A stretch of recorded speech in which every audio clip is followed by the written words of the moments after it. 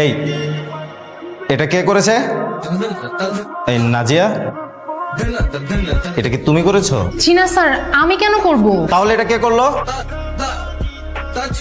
এই শান্ত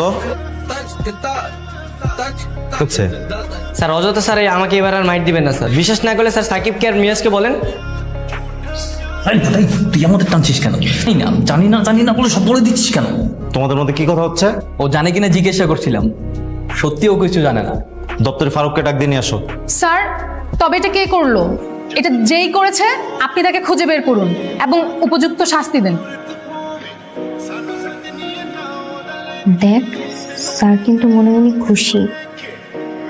তার অল্প একটু ব্যাপারে এত রিয়াক্ট করে খেপে যায়, এরকম বড় একটা শয়তানি কে করলো? আমার কি মনে হয় জানিস, স্যারের মনে মনে লাড্ডু ফুটতেছে এটা দেখে।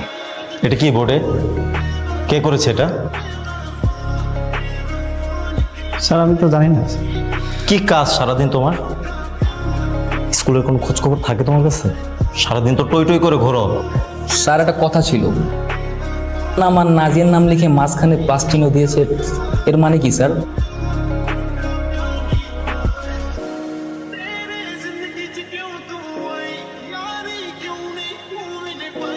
তোর প্ল্যান কি রে ভাই? সময় আর সুযোগের অপেক্ষা, একটা একটা করে ধরবো, হাত পা ভাঙাই নদীতে ফালাই দেবো।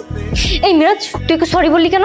মিস্টেক তো আমারই, সরি বলতে সমস্যা কি? ওর ভাই যে কালকে স্কুলে গ্যাং নিয়ে এসে তোকে মারলো, অপমান করলো, আমাদের সবাইকে থ্রেট দিল, এর জন্য ও অথবা ওর ভাইকে আমাদের সরি বলবে? জানি না। এই জানি না মানে কি? আমরা সবাই মিলে প্ল্যান করলাম না ওকে একঘরে করবো, এখন আমাদের শত্রুপক্ষ, আমরা ওকে সরি বলবো কেন? তুই বললি কেন সরি? আমরা ছোট হলাম না? হ্যাঁ, ও বলেছে উই আর সরি, মানে তো আমরা সরি। তুমি বলতে আই এম সরি, এখানে আমাদেরকে টানলি কেন? ভাবি লজ্জা পাইছে। ভাবি মানে? ভাবি মানে বুঝতেছিস না? কদিন পর দেখবি তুমি মিরাজ ভাইয়ের বউ হবে। ফাও কথা বলিস না, তোরা যেমনটা ভাবছিস তেমনটা কিছুই না। তেমনটা যেন হয়ও না, তেমনটা হয় আমাকে একঘরে করা হবে, মাথায় রেখে। মাথায় থাকবে। মিরাজ যদি ওই মেয়ের সাথে ইটিস পিটিস করে না, আমি ওকে মেরেই ফেলবো। বাদ দে বাদ, মিরাজ তো আমাদের বন্ধু, তার চাইতে উই মেয়েকে সাইজ করতে হবে। শোন, আমার মাথায় কিন্তু একটা প্ল্যান আছে। প্ল্যানটা কি?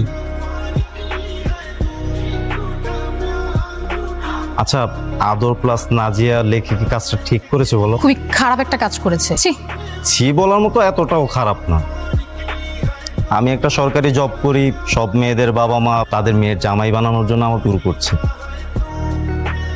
সামনে একটা খেলার মাঠ হওয়ার কথা ছিল, সামনে কোনো খেলার মাঠ নেই, তামিমের গ্যাংরা বসে আছে। দোস্ত চল, আর ওইকে দেখা হবে না। ছি, আর ওইকে দেখতে আসছিস এখানে? ফুটবল খেলতে আসিস নি?